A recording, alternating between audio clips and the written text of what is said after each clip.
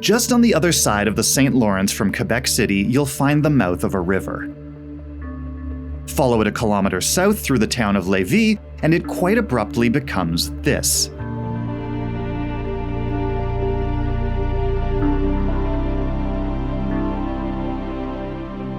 A gargantuan 35-meter waterfall spilling up to 1,240 cubic meters per second into a roiling basin below.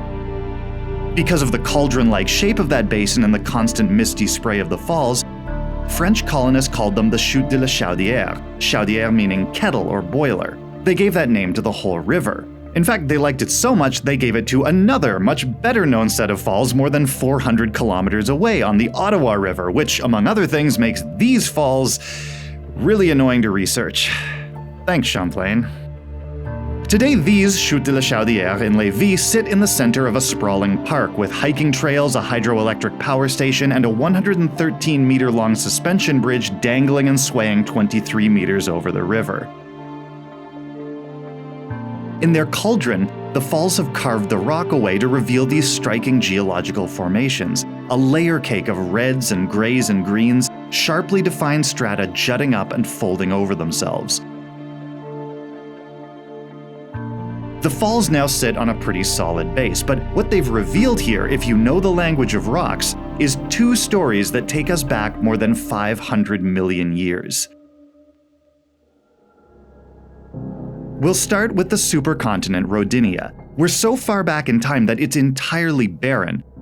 Complex life hasn't even reached dry land yet, and it's about to experience a titanic tectonic shift, as 5 million square kilometers of the Laurentia Craton begin to separate.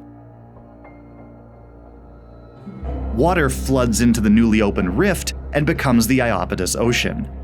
As with any self-respecting ocean, the Iapetus collects sedimentary layers deposited on the seabed, built up and compacted over millions of years into sedimentary rock.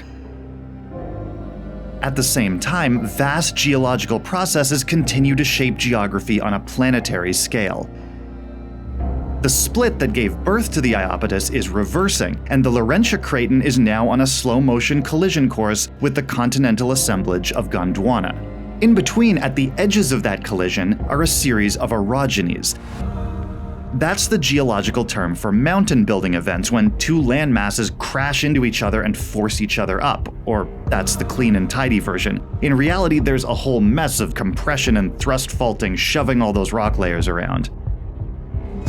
And the edge of Laurentia is going to have 3 of these messy orogenies, Taconic, Acadian, and Allegheny, before the Iapetus completely disappears and the supercontinent Pangaea is formed, along with a new mountain range along the line of collision, the Appalachians. They'll be a recurring theme as we explore the geology of the East Coast.